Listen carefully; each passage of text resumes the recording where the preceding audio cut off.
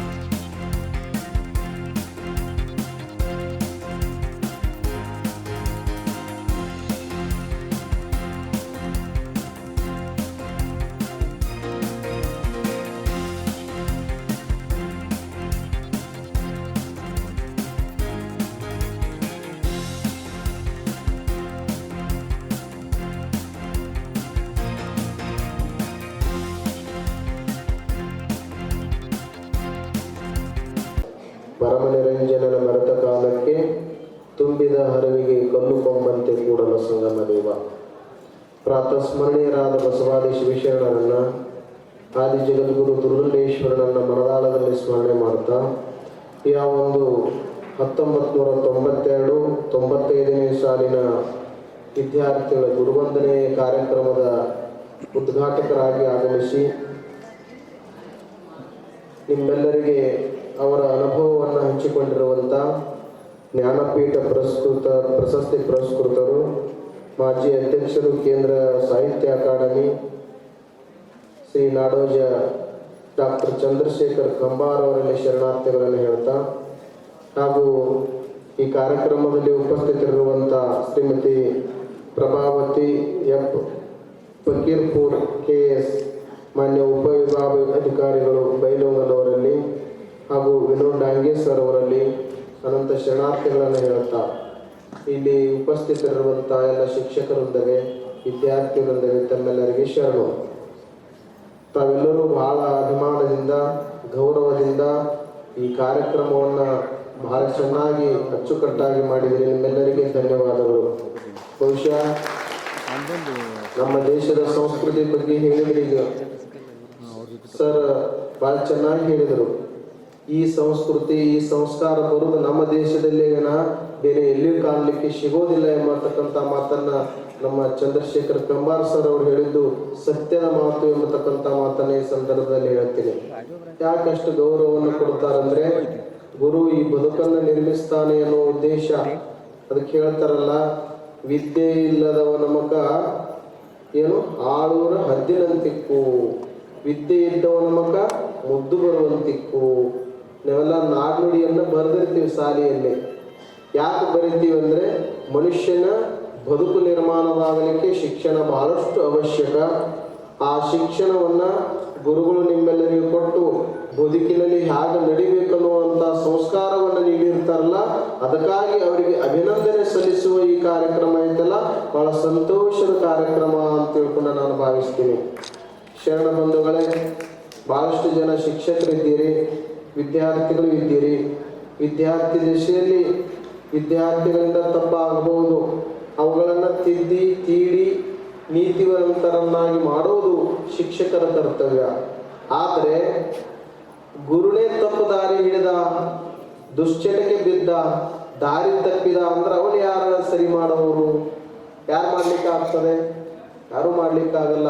ವಿದ್ಯಾರ್ಥಿಯನ್ನು ಸರಿ ಮಾಡಬಹುದು, ಆದರೆ ಗುರು ಆದವನೇ ದಾರಿ ತಪ್ಪಿದ ಅಂದ್ರೆ ಸರಿ ಮಾಡ್ಲಿಕ್ಕೆ ಯಾರು ಆಗ್ತ? ಶಿಕ್ಷಕನಾದವನೇ ದಾರಿ ತಪ್ಪಿದ ಅಂದ್ರೆ ಸಮಯಕ್ಕೆ ಸರಿಯಾಗಿ ಸಾಲಿಗೆ ಬರಲಾರದೆ ಇದ್ದು, ಆಮೇಲೆ ತಾವು ಯಾವ ಹುದ್ದೆಯಲ್ಲಿದ್ದೀನೋ ಅಂತ ಮನೋಭಾವನೆಯನ್ನೆಲ್ಲಾರದೆ ಪಾಠ ಮಾಡೋದು, ಇವೆಲ್ಲವದಾವಲ್ಲ, ಇವನ್ನೆಲ್ಲವನ್ನ ಮನಗಂಡು ಅವ ವಿದ್ಯಾರ್ಥಿಗಳಿಗೆ ಅಧ್ಯಯನ ಮಾಡಿದ ಅಂದ್ರೆ ಮುಂದೊಂದು ದಿನ ಅವನು ಈ ಗೌರವಕ್ಕೆ ಪಾತ್ರ ಆಗ್ತಾನೆ ಅನ್ನೋದನ್ನ ಈ ವಿದ್ಯಾರ್ಥಿಗಳು ತೋರಿಸಿಕೊಟ್ಟಾರ ಅನ್ನೋದನ್ನ ನಾವೆಲ್ಲ ಶಿಕ್ಷಕರು ಗಮನದಲ್ಲಿರಬೇಕು.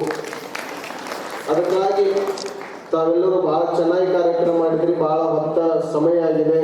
ನಮ್ಮ ಚಂದ್ರಶೇಖರ್ ಕಂಬಾರ್ ಸರ್ ಅವರು ಬಹಳ ಸಮಯದವರೆಗೆ ಕೂತಿದ್ದಾರೆ ಇಲ್ಲಿ. ಇಷ್ಟು ಸಮಯ ಎಲ್ಲಿ ಕೊಡುವುದಿಲ್ಲ ಅವರು. ಆದ್ರೆ ನಿಮ್ಮೆಲ್ಲರ ಪ್ರೀತಿ ಪ್ರೇಮದಿಂದ ಈ ಕಾರ್ಯಕ್ರಮದಲ್ಲಿ ಬಹಳ ಸಮಯದವರೆಗೆ ಕುಳಿತಿದ್ದಾರೆ. ಈ ಶಾಲೆಗೆ ನಿಮ್ಮೆಲ್ಲರ ಕರೆಗೆ ಹೋಗೊಟ್ಟು ಬಂದಿದ್ದಾರಲ್ಲ, ಅವರಿಗೆ ನಮ್ಮ ವತಿಯಿಂದಲೂ ಕೂಡ ಧನ್ಯವಾದನೆ ಹೇಳ್ತೀವಿ. ಯಾಕಂದ್ರೆ ನಮ್ಮ ಗುರುಗಳು ಈ ಸಂಸ್ಥೆಯನ್ನು ಸ್ಥಾಪನೆ ಮಾಡಬೇಕಾಗಿತ್ತು ಅಂದ್ರೆ ಯಾವ ಉದ್ದೇಶನೂ ಇದ್ದಿಲ್ಲ. ಅವ್ರ ಉದ್ದೇಶ ಒಂದೇ ಇತ್ತು, ಬಡ ಮಕ್ಕಳಿಗೆ ಶಿಕ್ಷಣ ಕೊಡಬೇಕು, ಬಡವ ಮಕ್ಕಳೇ ವಿದ್ಯಾವಂತರಾಗಬೇಕು ಅನ್ನೋ ಒಂದೇ ಒಂದು ಉದ್ದೇಶದಿಂದ ಈ ಸಂಸ್ಥೆಯನ್ನು ತೆಗೆದರು. ಇಲ್ಲಿ ಓದುವಂತ ವಿದ್ಯಾರ್ಥಿಗಳು ಕೂಡ ಬಡವರೇ. ಇವತ್ತಿಗಿನವರೆಗೂ ಕೂಡ ಈ ಘಟಪ್ರಭಾ ಏರಿಯಾದಲ್ಲಿ ಶಾಲೆಗಳಲ್ಲಿ ಫೀಸ್ ನೋಡಿದ್ರೆ ಹೇಳ್ಕೊಳ್ಳಾರದಷ್ಟು ಫೀಸ್ ಇರ್ತದೆ. ಆದರೆ ಸರ್ಕಾರ ಏನು ನಿಗದಿಪಡಿಸಿರ್ತದೆ ಅದೇ ಫೀಸಿನಲ್ಲಿ, ಅದೇ ಹಣದಲ್ಲಿ ಒಂದು ಅಧ್ಯಯನವನ್ನ ಮಾಡಿ ಇಲ್ಲಿಂದ ಹೊರಗೆ ಹೋಗ್ತಕ್ಕಂಥ ವಿದ್ಯಾರ್ಥಿಗಳು ನಿಜವಾಗಿಯೂ ಕೂಡ ಬಹಳಷ್ಟು ಜನ ಎಂತೆಂಥ ನಾಗರಾಜರಂತವರು, ಆಮೇಲೆ CPI ಆಗಿದ್ದಾರೆ, ಬಹಳಷ್ಟು ಅಧಿಕಾರಿಗಳಾಗಿದ್ದಾರೆ, ರೈತರಾಗಿದ್ದಾರೆ. ಎಲ್ಲರೂ ಕೂಡ ಈ ಶಾಲೆಯಿಂದ ಕಲಿತು ಹೋಗಿದಾರಲ್ಲ, ಇದು ನಮ್ಮ ಗುರುಗಳಿಗೆ ಕೊಟ್ಟಿರ್ತಕ್ಕಂಥ ಗೌರವ ಅನ್ನೋದನ್ನ ನಾನು ಭಾವಿಸ್ತೇನೆ. ಇಲ್ಲಿ ಬಡ ಮಕ್ಕಳಿಗೆ ಸದಾಕಾಲ ಅವಕಾಶ ಇದೆ. ಈ ಶಾಲೆಯನ್ನು ತಾವೆಲ್ಲರೂ ಈಗಾಗಲೇ ಇದು ಬಹಳ ಹಳೆಯ ಶಾಲೆ, ಈ ಘಟಪ್ರಭಾದಲ್ಲಿ ಬಹಳ ಹಳೆಯ ಶಾಲೆ ಅಷ್ಟೇ ಅಲ್ಲ, ಈ ಹೈಸ್ಕೂಲ್ನಲ್ಲಿ ಬಹಳಷ್ಟು ಜನ ವಿದ್ಯಾರ್ಥಿಗಳು ಕಲಿತು ಹೋಗಿದ್ದಾರೆ. ಆದರೆ ಆ ಎಲ್ಲ ವಿದ್ಯಾರ್ಥಿಗಳಲ್ಲಿ ಈ ವಿದ್ಯಾರ್ಥಿಗಳು ಮುಂಚೂಣಿಯಲ್ಲಿ ಬಂದು ಗುರುಗಳಿಗೆ ಗೌರವವನ್ನು ಕಲಿಸಬೇಕು, ನಮ್ಮ ಬದುಕನ್ನು ನಿರ್ಮಾಣ ಮಾಡಿದ್ದಾರೆ ಅಂತ ತಿಳ್ಕೊಂಡು ನಮ್ಮ ನಾಗರಾಜ್ ಅವರ ಅಧ್ಯಕ್ಷತೆಯಲ್ಲಿ ಆಮೇಲೆ ಈ ಒಂದು ಸಂಘನ ಕಟ್ಟಿಕೊಂಡು ಇಂಥ ಕಾರ್ಯಕ್ರಮ ಮಾಡಿದಾರಲ್ಲ, ನಿಜವಾಗೂ ಅಭಿನಂದನೀಯ ಕಾರ್ಯಕ್ರಮ ಅನ್ನತಕ್ಕಂಥ ಮಾತನ್ನ ಈ ಸಂದರ್ಭದಲ್ಲಿ ಹೇಳ್ತೇವೆ. ಇನ್ನು ನಾವು ಈ ಶಾಲೆಯನ್ನು ಸುಧಾರಣೆ ಮಾಡಬೇಕು ಅನ್ನೋ ಉದ್ದೇಶದಿಂದಲೇ ಪೂಜ್ಯ ಗುರುಗಳಾಗಿರ್ತಕ್ಕಂಥ ಸಿದ್ಧಲಿಂಗ ಮಹಾಸ್ವಾಮಿಗಳವರು ಕಟ್ಟಡಕ್ಕೆ ಅಡಿಗಲ್ಲು ಹಾಕಿದ್ರು. ಈಗ ಕಟ್ಟಡ ನಿರ್ಮಾಣ ಹಂತದಲ್ಲಿದೆ, ಆ ಕಟ್ಟಡ ಕೂಡ ಮುಗಿಯುವ ಸ್ಥಿತಿಯಲ್ಲಿದೆ. ಇನ್ನು ಕೆಲವು ದಿನಗಳಲ್ಲಿ ಅದನ್ನ ಉದ್ಘಾಟನೆ ಕೂಡ ನಾವೆಲ್ಲ ಕಾರ್ಯಕ್ರಮವನ್ನು ಮಾಡೋಣ ಎಂಬತಕ್ಕಂಥ ಈ ಸಂದರ್ಭದಲ್ಲಿ ಹೇಳಿ, ಆ ಸಂದರ್ಭದಲ್ಲಿ ತಾವೆಲ್ಲರೂ ಉಪಸ್ಥಿತರಿರಿ ಎಂಬತಕ್ಕಂಥ ಮಾತನ್ನು ಹೇಳಿ ನಿಮ್ಮೆಲ್ಲರಿಗೂ ಒಳ್ಳೆಯದಾಗಲಿ. ಬಹಳ ಸಮಯ ಆಗಿದೆ, ಬಹಳ ಮಾತಾಡಲಿಕ್ಕೆ ಇದು ಅಲ್ಲ ಅನ್ನತಕ್ಕಂಥ ಮಾತನ್ನ ಹೇಳಿ ನಿಮ್ಮೆಲ್ಲರಿಗೂ ಒಳ್ಳೆಯದಾಗಲಿ, ಭಗವಂತ ಒಳ್ಳೆಯದನ್ನ ಮಾಡಲಿ ಅಂತ ತಿಳ್ಕೊಂಡು ಹೇಳಿ ನಮ್ಮ ಡಾಕ್ಟರ್ ಚಂದ್ರಶೇಖರ್ ಕಂಬಾರ್ ಅವರು ಇಲ್ಲಿ ತಮ್ಮೆಲ್ಲರ ಕರೆಗೆ ಹೋಗೊಟ್ಟು ಬಂದಿದ್ದಕ್ಕೆ ಮತ್ತೊಮ್ಮೆ ಅವರಿಗೆ ಅಭಿನಂದನೆಗಳನ್ನು ಹೇಳ್ತಾ ನಮ್ಮ ಎರಡು ಮಾತನ್ನು ಮುಗಿಸ್ತೇನೆ. ಜಿ ಕನ್ನಡ ನ್ಯೂಸ್ ಈಗ ನಿಮ್ಮ ಮನೆಯಲ್ಲೇ ನೋಡಿ. ಎಲ್ಲ ಕೇಬಲ್ಗಳಲ್ಲಿ ಈಗ ಲಭ್ಯ.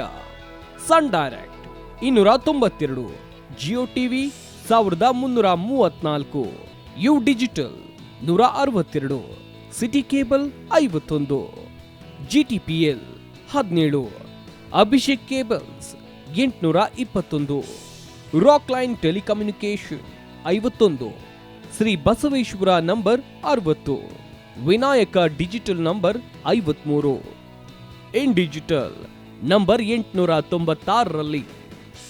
ನಿಮ್ಮಿಸ್ತದ ಜಿ ಕನ್ನಡ ನ್ಯೂಸ್ ನೋಡಿ ಆನಂದಿಸಿ.